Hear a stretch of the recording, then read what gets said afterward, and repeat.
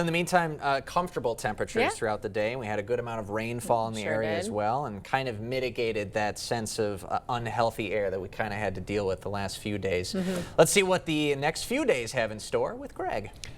Well, unfortunately, yeah, we kind of mixed out a little bit, but we still got some dust behind this front coming through, and so that's what's going to cause some problems. Along with all the moisture in the air, we could deal with some fog, some smoke. You can even call it a smog if you wanted to, too, in the morning hours as it comes through. So morning visibility could be reduced for several things.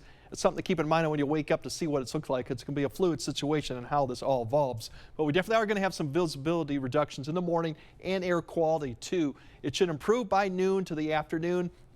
Cooler Wednesday, but really our temperatures are going back to where we should be. It will be less humid. We got dew points up to the mid to upper 60s just for a brief time today. So a little bit more muggy, but tomorrow it will be drier. A little same type of conditions Thursday, maybe a degree or two warmer. The next chance for rain comes in Friday, showers and storms, but the chances this is much less, and the amounts will be far less than what we saw this evening. It's definitely not a washout, but that could be impacting maybe Friday evening or Friday night activities if it pans out. Overall, here's the precipitation pushing to the east. We just have a lot of cloud cover out there, but a lot of it's going to be low clouds, and what's not depicted is the smoke that's behind this too towards the surface. So we will see this clear out, but you'll notice some low clouds lingering. Here's some areas right there that could be low clouds all the way down to Iowa.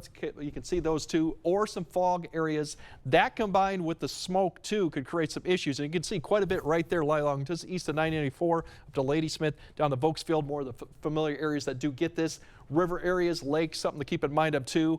This all further to Minneapolis also could be smoke or fog depending on how things pan out. So we'll have to keep an eye on that. It will eventually go away, but probably not till about late morning, and then in the afternoon we'll see more clouds developing, but just fair weather cumulus clouds as we call it really in the afternoon due to some daytime heating, but that won't amount to really too much other than getting pretty pleasant conditions too for the first part of June. Now as we go into the smoke too, the surface base, this is actually a loft. This is going to push east and really won't be much of a problem for tomorrow night and later on.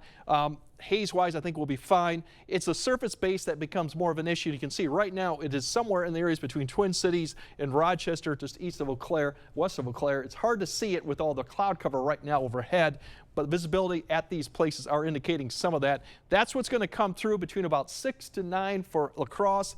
That's when you could see some visibility reductions with the fog or the smoke. By the time we get to about 12, everything pushes southeast. The only area that it could linger is maybe near the Wisconsin River towards the afternoon time frame, and some of the surface-based smoke kind of sits right there.